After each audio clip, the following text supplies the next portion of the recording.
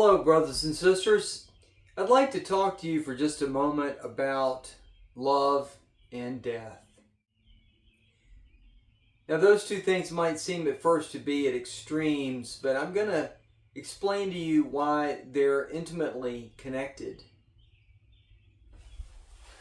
Imagine, if you will, that you knew when you were going to die. Now, in North America, most folks have a life expectancy somewhere in the 70s. But let's say that you found out that you weren't going to make your mid-70s. Let's say that you found out you were going to make 65 and then you were going to die then. Well, that might change your financial plans. You might say, well, I don't really need to save for my retirement. Or you might say, if you're married, that okay, I just need to make sure I save enough money for my spouse to be able to be okay after I'm gone.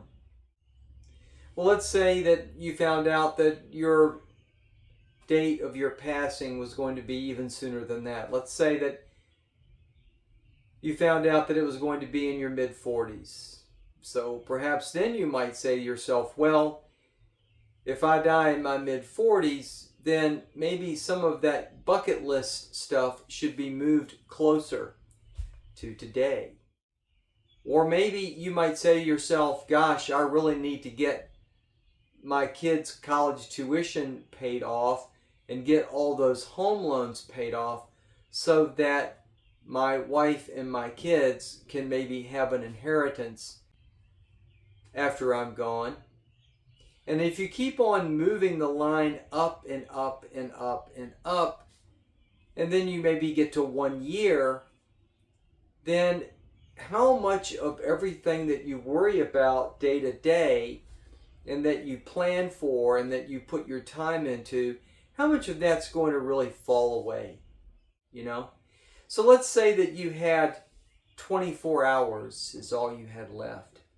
Would you spend it playing video games or scrolling on your cell phone?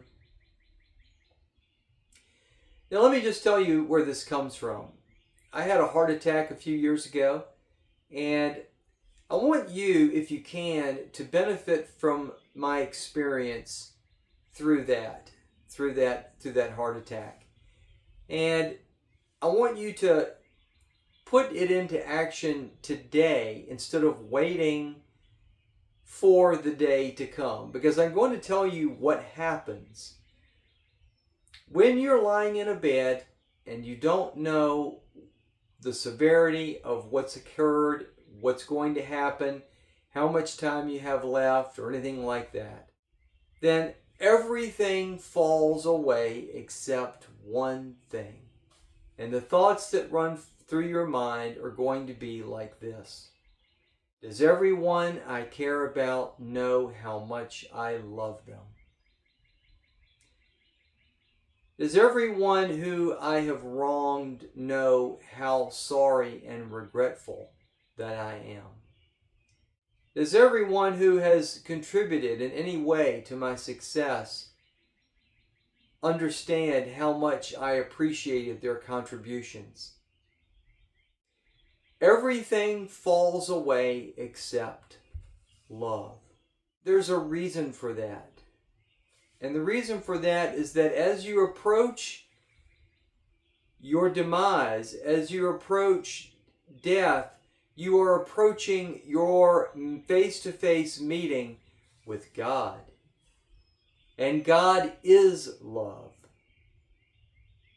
God is infinite. Therefore, His love is infinite. This is why God doesn't force good behavior. It's why He doesn't force the world to be good, for everything to be perfect. Because He wants all of creation to participate in His love. He wants every rock, every stone, every tree, every animal, and every human to be filled with love and to demonstrate that love willingly. just the way that He demonstrates His love for us, by being the ground of all being and distributing His love such that it holds up the universe. It is the pillars of all existence. God is the reason why there is something rather than nothing. So please consider these things, brothers and sisters, and reorder your lives around love, because that's where it's going to end up anyway. Thank you for watching. Take care, and God bless.